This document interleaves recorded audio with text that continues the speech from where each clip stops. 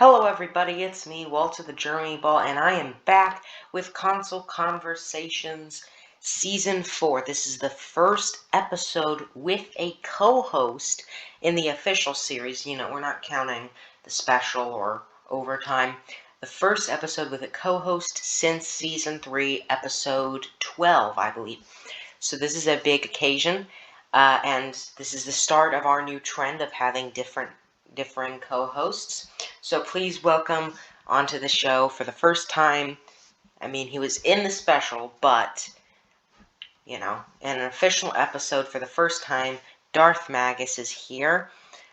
He'll be co-hosting this episode with me. And so what exactly is this episode about? Well, simply put, it's an update, because at the start of Season 3, me and Hayden did top 10 favorite games of all time. And I thought that was a pretty popular Console Conversations, and it was a pretty good topic. It's pretty simple, but it works. But now mine has changed, and now that we have a different co-host here talking about it, this is going to be very different. So we're just going to jump right in, and I'm going to start with my number 10, then he'll do his number 10, I'll do my number 9, etc. So I'm going to start off with my number 10, which is Ratchet and Clank Future: A Crack in Time. And I love this game for a few key reasons. One, the story has a really good twist to it, and it has a lot of humor. Two, the game looks stunning. For PS3, it's probably the best looking PS3 game I've ever seen. The colors are so pretty, and everything looks really unique and distinct. Three, the gameplay through the main story is addicting and fun, and you have so many different weapons to use. And four, and this is the big one, you have free range to explore the whole galaxy, go to smaller planets, go to moons, and explore all of them. And that's really the number one thing I hope we get to see in Rift Apart. I don't think we will, but if we did, I would lose my mind, because that is so cool. It's one of the few Ratchet and Clank games I've beaten, because the earlier ones are extremely hard. But it's just an amazing game, and I love the exploration. So with that being said, Darthmagus, go ahead with what your number 10 is. Okay, my number 10 is Super Mario 3D World plus Bowser's Fury. This is my first experience with Super Mario 3D World, and I thought it was really fun. I grew up with Super Mario Bros. 3D Land is the first one I played, and 3D World just like a 2D Mario game, 3D, and very fun. And with Bowser's Fury, it really reminds me of an absolutely humongous Super Mario Odyssey kingdom. And to me, that really makes me enjoy the entire game as a whole. Yeah. And yeah. Yeah, I also really enjoyed Bowser's Fury and 3D World on the Switch. Alright, and then I'm gonna go ahead with my number 9. So my 9th favorite game of all time is a little game known as Eco. Now, I mentioned this in the last episode, talking about how I would love to see a remake of Eco at Sony's E3 conference. And the truth is, this is just a phenomenal game. The puzzles are creative, the atmosphere is top-notch, the music is masterclass, the graphics may not look the best, but they feel so perfectly suited for PS2. If you were to take the same graphical style and just upscale it and make it, maybe change a few things here and there and call that a remake, it wouldn't look good, because the style is so tailor-made for the PS2's graphical capabilities, and it's a really great style, and I really like it. And the gameplay is just overall incredibly fun. You know, the platforming, the puzzle solving, the combat, it may be a little frustrating at first, but it is really enjoyable once you figure out that you're supposed to mix all these different methods of attacking. And it has one of the best stories I've seen in a game that doesn't even really say a single word. All of the dialogue is in fake language, and it's not translated, so you really have to use the visuals and what's going on to understand the story, and so I really enjoy that. So yeah, Darthmagus, you can go ahead with your number 9 game. Okay. My number 9 game is Portal 2. Portal 2 is the sequel of Portal created by Valve, and it's another puzzle game where you fire portals to solve puzzles. And I really enjoy it for like the uniqueness in the puzzles, the amount of different like I don't know, call them guess gimmicks. They're all very fun. The comedy and the dialogue's pretty nice, and overall, I think it's a very fun story, and I hope eventually they make a sequel. But I think it's a very fun game because of all of the character, I'd say. Yeah, I've had a lot of people tell me I should play that. And then, so my number 8 favorite game of all time is Spider-Man Miles Morales. Now, number 8, around a year ago, and up until Miles Morales released, would have 100% been Spider-Man PS4. And I don't really want to go on a long tangent about why. Okay, well, I will. I really enjoy that game because the gameplay, the combat is really fun. You have so many different options. The open world is amazing. You have all these the movement is great with the web slinging. The controls are great. The story is really fun. And the graphics are beautiful, and the music is good. So everything about it was really good. I thought that game was a masterpiece, and I would have given it number 8 gladly for almost a year. But then Miles Morales came out, and it's shorter, yes. It's less grand, yes. But the core design is way better. The enemy bases are now condensed to 1 or 2 waves instead of 6 that you have to beat without a single checkpoint, and there aren't tons of enemy bases. There aren't tons of crimes that you have to complete to get 100%. They have all these different collectibles, all these different activities. They don't recycle any of them, and I think putting that idea, making all these unique things, and then being able to have so many of them that it's a longer experience for Spider-Man 2, that would be amazing. That would be perfect.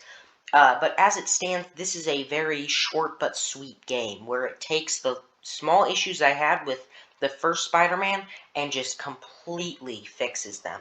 And the story is amazing too because it makes you think a lot more than the first one. Because in the first one it was just kind of like, okay, stop. Well, I'm not going to spoil for any viewers. Stop the bad guys. Now it's more about, okay, who is the bad guy? And should I stop them this way or that way? What's going on? And you have this mystery to it, and I really enjoy the story. And the graphics are obviously way better because they're on the PlayStation 5. So, yeah, that's why I love Miles Morales.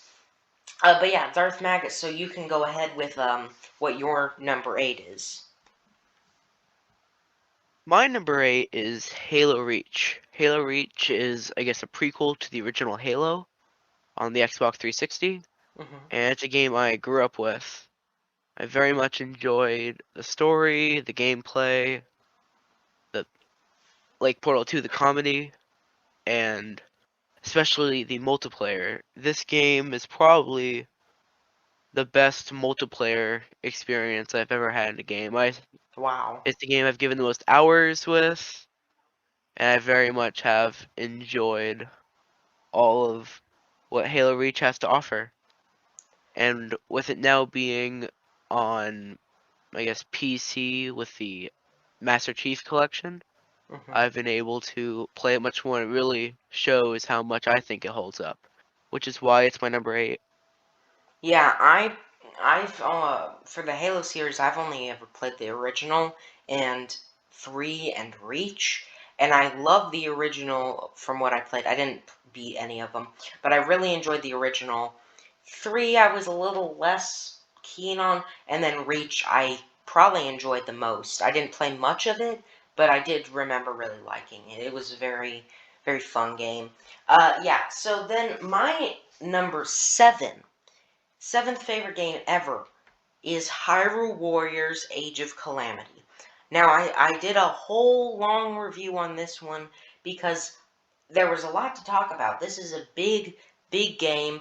and it's my second favorite game of 2020. Narrowly beats out Miles Morales, but don't get me wrong, Miles Morales is still amazing.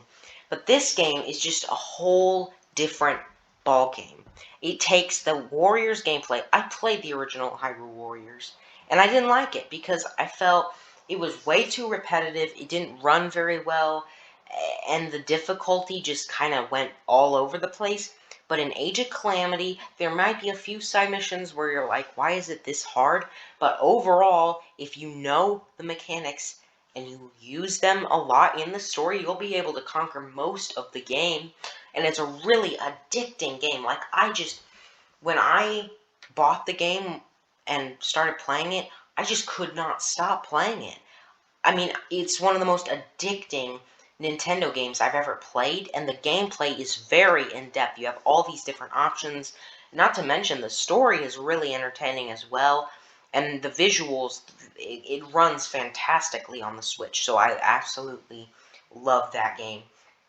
So yeah, then Darthmagus, what is your number 7 pick? My number 7 pick is Minecraft. I have played Minecraft. It's one of the first games I remember playing, and the first game I got on the PC. I always enjoyed Minecraft because of the limitless possibilities. Since it's always randomly generated wherever you go, like every world is randomly generated, you can play it over and over again without like too much lost or too much boredom. It's not like when you play some games like you get bored after a few playthroughs. With Minecraft, since it's always unique, it's harder to get bored. And I've always enjoyed kind of the adventure of it, just the way it lets you create your own path is why I very much enjoy Minecraft, and that's why it is my number 7. Yeah, that's a great way of putting it. And so I'm going to go ahead with my number 6, which is Super Mario Odyssey. So Super Mario Odyssey is, simply put, a fantastic game. It is legitimately just one of, I said Hyrule Warriors was one of the most addicting Nintendo games. Don't even get me started on Mario Odyssey. I beat that game in like 2 days. And to be fair, it's pretty short. You know, beating it only takes around 3 hours. But regardless, I don't usually do that.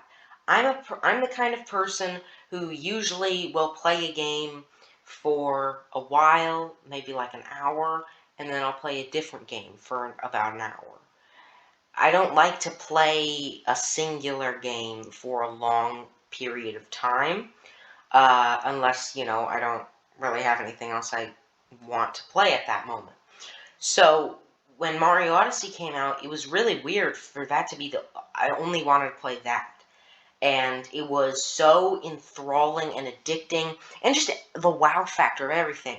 Oh my god, I can capture this, and oh my god, it's not just that wow factor as well. When you become the T-Rex, it's really cool because you're the T-Rex, but it's also really cool because you have all these new game mechanics that you can use creatively. So it doesn't sacrifice, you know, good gameplay and interesting mechanics for just trying to shock you and surprise you. It's able to do both, and it's also extremely addictive, has some great music, and is overall just a total blast and one of the most well-designed games I've ever played. So, feel free to go ahead with your number 6 now, Darthmagus. My number 6 is Super Smash Bros. Ultimate. Smash Ultimate was my second Smash game I ever played, the first one being on the 3DS. I didn't really enjoy that one that much, because I don't feel like a Smash game controls that well on the 3DS. Well, with the Switch, I was brought into the amount of hype a Smash game brings with it. With every Nintendo Direct, you have the people just clamoring for a Smash reveal, which made me very excited when it actually came out, and I think it's my favorite fighting game I've ever played. And just the sheer thought of being able to face Super Mario, and to have in one battle Super Mario, Sonic the Hedgehog, Banjo-Kazooie, and Steve from Minecraft is just amazing to me, Hmm. and stuff like that is why it's like I love Smash Ultimate. Like the only thing I didn't really like about it is the fact the online isn't the best with Nintendo Yeah. Switch Online. But other than that, I've played that game for around 200 hours and I've very much enjoyed it. Wow. I think the longest I've played a game is, well, I'm not going to spoil what game it is because it's actually on this list, but it's a game I played for, I think, 150, but you could tell from that I usually don't play, like, multiplayer stuff that often, you know. But yeah, so my number 5 pick is Banjo-Kazooie, the original. And Banjo-Kazooie is just, it's amazing. It's amazing. I can't, it's hard to explain why, though, other than just the level design's good. The music's amazing. It has a great charm to it. The story's entertaining. The humor is fantastic. And it has tight level design that, has these small areas jam-packed with stuff to do in them. And that's what I love about platformers. That's why, some Mario games I feel are a little too open. And so I like older 3D Marios, and new Super Mario Brothers, I'm like, okay, but I get a little bored. But with this game, you can just go all over the place and you'll find something at every turn, and it's amazing. But really, but it's pushed to a whole nother level because it's something indescribable. When you play Banjo-Kazooie, this chemistry goes off in your brain and you end up playing it for 5 hours. I'm not kidding. I played this game in one sitting for 5 hours because when I first played it, I could not believe how fun it was. When I had an Xbox 360 and I played it on there. Uh, and I just couldn't believe it. I thought, this $15 game is not going to be great. It's going to be it's a cute little bear and bird. It'll be a cute, fun game, I guess. And then I play it, and I'm like, this is one of the most addicting, charming, and fun games I've ever played. And it's really a shocking example of how some of the most simplistic platformers can be some of the best. And that's why I put Banjo-Kazooie as my number 2 most wanted thing to see at E3 this year, because I would love to see a new game or a remake of the original. But yeah, so go ahead with your number 5 now, Darthmagus, please. My number 5 is Super Mario Brothers 3. This was, for one, the first game I ever played. My dad would bring out his old Nintendo Entertainment System, we'd pop in the game and just have fun. I love Super Mario Bros. 3 because I believe it is really the best that 2D Mario has to offer. I'd I agree with that. absolutely adore the amount of like secrets, like the warp whistles or like stuff like that, and then the amount of things this game introduced, like the Koopalings, um, the frog suit, the Tanuki suit, stuff like that, and really the overworld. And I just have a lot of very fond memories of this game, Mm-hmm. and I've actually tried speedrunning it a few times, so that didn't go very well. But yeah, that's why the game is my number 5. It's just because of nostalgia. Yeah. Yeah, I think it's an incredibly well-designed game, too. I'd say it's hard to pick between it and Mario World for my favorite 2D Mario, but I might have to go with Mario 3 because it was really, World had 3 to build off of. 3 took Mario 1 and Mario 2, which were kind of simple, and then just shot into the stratosphere with them. And then World is kind of a bit better because of the mechanics and stuff, but 3 really had the most work ahead of it. So yeah, I think that's a great pick. And so then I'm gonna say my number 4 is a game I reviewed back in 2019, and I reviewed about at the beginning of June 2021. Horizon Zero Dawn. Horizon Zero Dawn, I'm not going to keep beating the same dead topic over and over. It's an amazing game.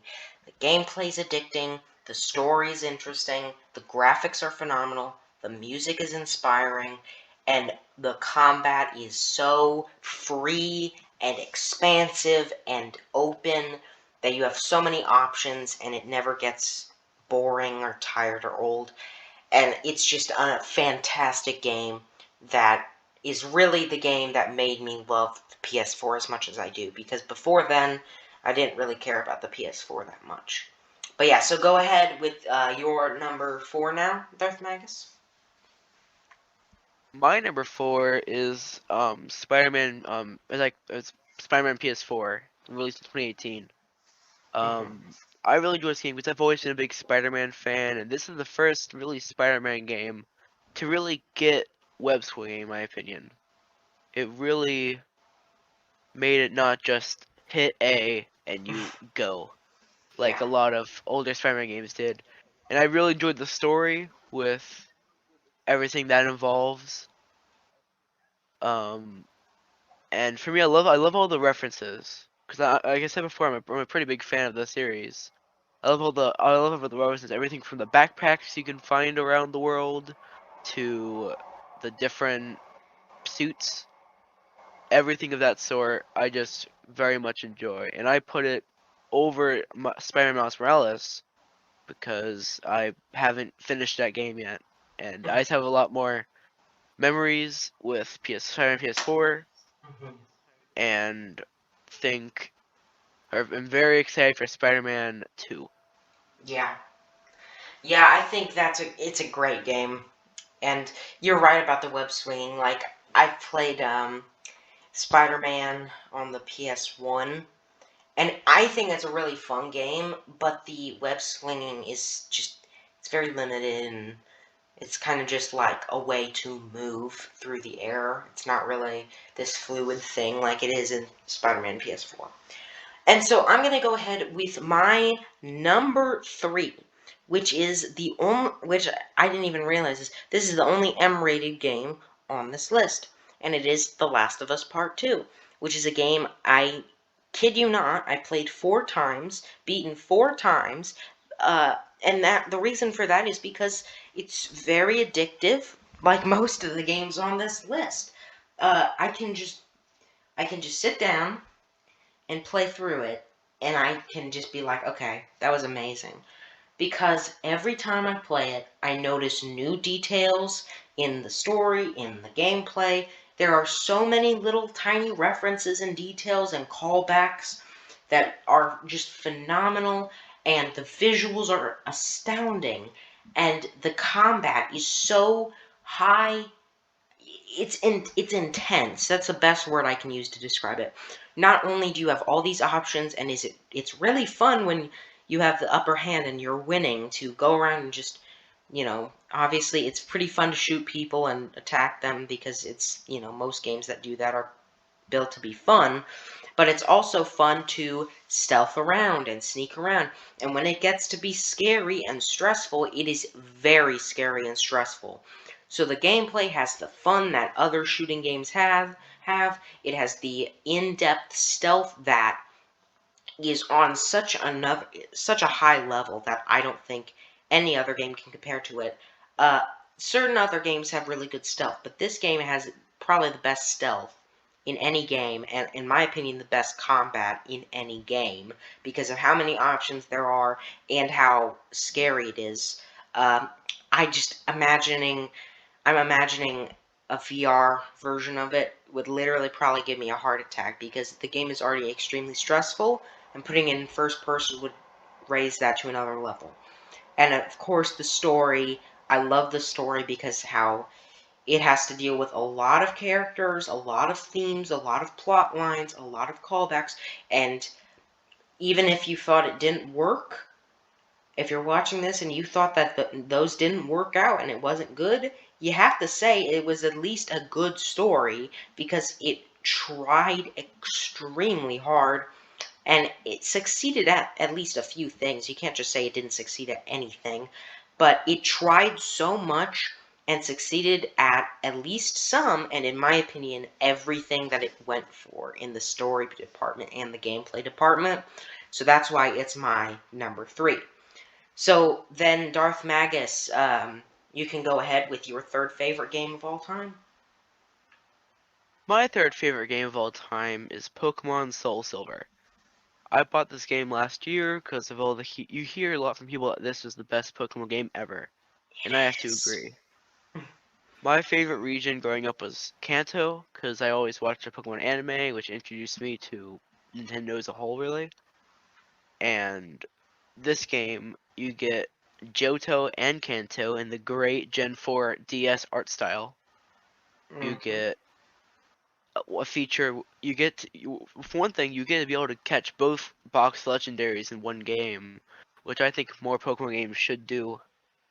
I absolutely love that, but just like, you have the story, the climax of the fighting Red at the very end, and just, it's great. There's so much offered in this one DS game, which to me is amazing. Yeah, it's my favorite Pokemon game ever, and it's probably, if this were a top 20, it would definitely be on the list. I think, yeah, that's my favorite Pokemon game as well, because you know you can explore Johto and then you can explore Kanto as well after, and you're right, you have the art style and music of Gen 4, so it's really taking the best parts of Pokemon and mixing them all together, and you're right, it has so much to offer in comparison. It basically is a Red and Blue remake and a Gold and Silver remake in one package, and that's crazy. But yeah, and so I'm going to go to my number 2. And this is a weird area of my list because number 2 is not my favorite. It's my second favorite, obviously, but I believe it's the best game ever made, at least from what I've played. And I've played a lot of it. I've played the most of this game than I have probably any other game. Maybe with the exceptions of Horizon Zero Dawn, Last of Us 2, and what's coming at number 1. It's not my favorite, but I think it is objectively the best. So this game is The Legend of Zelda Breath of the Wild. And this game it's amazing. The graphics are unique and colorful. The story's not the best, but it's entertaining and effective. The gameplay, though, is really where it shines. The open world is not some barren wasteland. In Horizon Zero Dawn, I love the open world because of the vicious enemies that make it entertaining to explore. And you're not just running around this empty space, you have these threats that are coming for you. In Breath of the Wild, the trick that they use is making the story content, getting things from the shrines, and preparing. So everything is story content, pretty much. And you have to travel across the world. So as you're traveling across the world, you're not just doing side tasks and getting sidetracked. You're doing what you're supposed to be doing. And it's fantastic. I think it's an amazing setup. And then the combat is really open as well. I think it's probably the second best combat, and it has a lot of options. You can use bombs, you can use arrows, you can use your sword, you can use different types of weapons, you can use stasis, magnesis, all of these things. Every tool you're given can be used in some way in combat, and you really have to get creative with your limited resources, and that's what I love the most about this game. So there you have it. So, Darthmagus, you can go ahead with your second favorite game of all time. My number 2 is Super Mario Galaxy. I, like Pokemon Soul Silver, originally got this game last year and immediately fell in love with it on the Wii. It was so fun going through. I beat the entire game, completed it with Luigi in I think a week. Wow. And then I replayed it and completed it when it came out on the Switch with 3D All Stars. And really, I love the level design. I love the galaxy mechanics. Just really, this game to me, really is a masterpiece. You got the beautiful music with the orchestras, which was a first for the Super Mario series. You have many new power-ups from that game, like the Red Star, which let you fly around, the Bee Mushroom, the the the Boo Mushroom, a lot of mushrooms, and really, I have nothing really bad to say about this game. It always offers something new. I think it has the most unique bosses out of any Mario game, and I think it also, other than maybe Odyssey, has the best story in the franchise. And all these reasons combined is why I love Super Mario Galaxy, and it's my number 2. Mm-hmm. All right. Well, then, without further ado, I'm going to go on to my favorite game of all time. Spyro the Dragon. Not a glamorous pick, but it's mine. It's my pick. So, a little story. I didn't really... I had played games like Pokemon Red and Blue, and Mario, and Zelda, and all these different games, but I didn't really play them. I played them, other people owned these games, and I played them. And I enjoyed them, but I wasn't a big game guy. And the PlayStation 1, I look at the PlayStation 1 and I go, alright, this is it. And so I have a PlayStation 1 and I just can't stop playing. Crash Bandicoot is phenomenal. Tomb Raider is phenomenal. Siphon Filter, Nightmare Creatures, Tomba, all kinds of games came out on the PS1 and I loved a ton of them. And Spyro was the first one that really got me on board. I had played like Crash, but then Spyro, I play Spyro, and something just happens. I can't believe what I'm playing. And every time I've played this game like 20 times probably, and it is the most replayable game I've ever seen. It's memorable, it's charming, it's fun, it's tightly designed, and it has just in every nook and cranny, there's something to discover and find, and every part of the gameplay is interesting and fun, and the set pieces are varied and beautiful, and there are a few stages I don't like, and it's not perfect, but it's certainly amazing and does so many things very well.